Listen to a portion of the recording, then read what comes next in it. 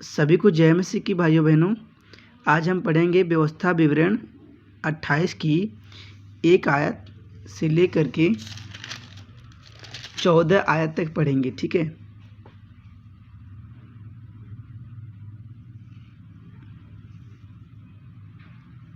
यदि तू अपने परमेश्वर यहोवा की सब आज्ञाएं जो मैं तुझे आज सुनाता हूँ चौकसी से पूरी करने को चित्त लगाकर उसकी सुने तो वह तुझे पृथ्वी की सब जातियों में श्रेष्ठ करेगा। फिर अपने परमेश्वर यहोवा की सुनने के कारण ये सब आशीर्वाद तुझ पर पूरे होंगे। धन्य हो तू नगर में, धन्य हो तू खेत में, धन्य हो तेरी संतान और तेरी भूमि की उपज और गाय और भेड़ बकरी आदि पशुओं के बच्चे। धन्य हो तेरी टोकरी और तेरी कठौती। धन्य हो तू भीतर आते समय और धन्य हो तू बाहर जाते समय।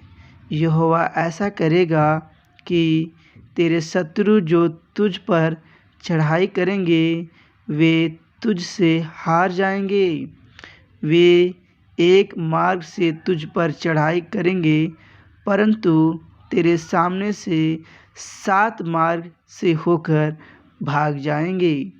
तेरे खत्तों पर और जितने कामों में तू हाथ लगाएगा उन सबों पर यहोवा आशीष देगा। इसलिए जो देश तेरा परमेश्वर यहोवा तुझे देता है उसमें वह तुझे आशीष देगा। यदि तू अपने परमेश्वर यहोवा की आज्ञाओं को मानते हुए उसके मार्गों पर चले तो वह अपनी शपथ के अनुसार तुझे अपनी पवित्र प्रजा करके स्थिर रखेगा और पृथ्वी के देश के सब लोग यह देखकर कि तू यहोवा का कहलाता है तुझसे डर जाएंगे।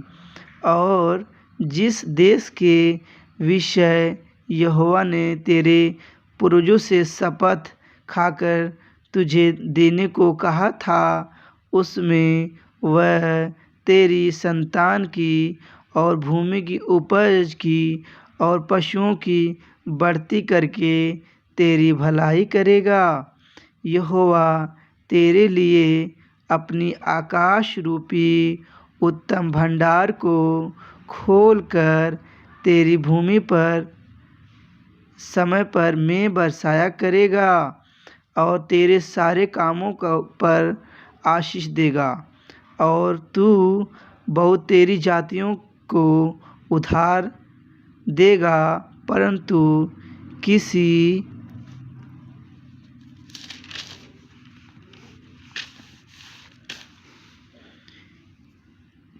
से तुझे उधार लेना न पड़ेगा। और यहोवा तुझको पूँछ नहीं किंतु सिर ही ठहराएगा और तू नीचे नहीं परंतु ऊपर ही रहेगा। यदि परमेश्वर यहोवा की आज्ञाएं जो मैं आज तुझको सुनाता हूँ उनके मानने में मन लगाकर चौकसी करे और जिन वचनों को मैं आज तुझे आज्ञा देता हूँ उनमें से किसी से दाहिने या बाएं मुड़कर पराये देवताओं के पीछे न हो ले और न उनकी सेवा करे। आमीन। परमेश्वर की ये वचन पढ़े और सुने जाने पर सभी पर आशीष बरकत मिले। आमीन। इसमें लिखा गया है कि परमेश्वर हमें जो आज्ञाएं दे रहे हैं हमें उन आज्ञाओं को मानना है, उस पर चौकसी करना है और वे हमें पृथ्वी के सब जातियों से श्रेष्ठ बनाएंगे।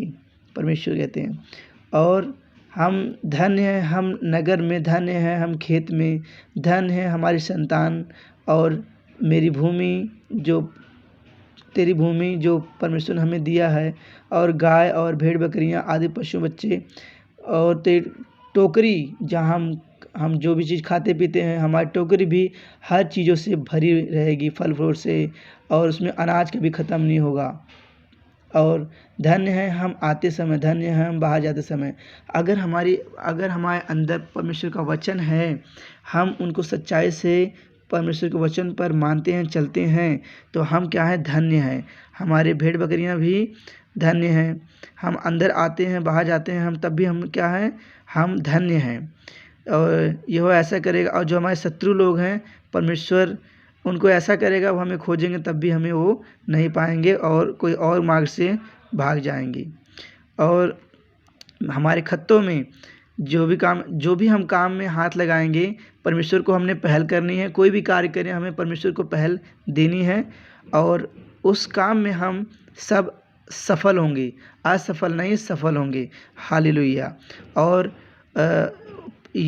परमेश्वर हमें आशीष और बरकत देगा, आपको भी देगा, हमें भी देगा, अगर हम परमेश्वर के वचन को सच्चाई से और उसको मानते हैं, उस पर चलते हैं, और हम उसको अपनी ज़िंदगी में रियल लाइफ में वैसे व्यतीत करते हैं।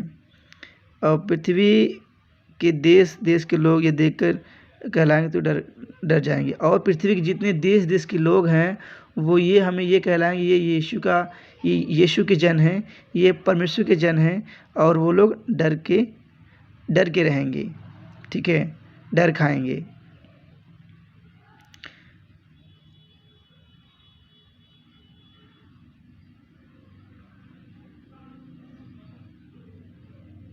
पशुओं की बढ़ती और उपज की। और हम लोग क्या करेंगे, हम लोग यहोवा हम लोगों पर आकाश रूपी भंडार को खोलकर तेरी भूमि के समय में बरसाएगा। और हमारे खेतों में परमेश्वर समय समय पर बारिश की वर्षा करते रहेंगे, और हमें आशीष बरकत देंगे। और हमारे सारे कामों पर परमेश्वर आशीष देंगे। और हम बहुत सारी जातियों को उधार देंगे, लेकिन हम किसी उधार नहीं लेंगे। हमें परमेश्वर देने वाला बनाएगा, बल्कि उधार लेने वाला नहीं बनाएगा, चाहे वो पैसे में हो, चाहे कोई चीज़ में हो।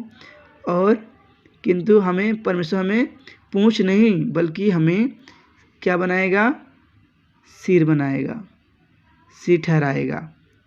परमेश्वर हमें सिर ही ठहराएगा, और तू नीचे नहीं परंतु ऊपर ही रहेगा।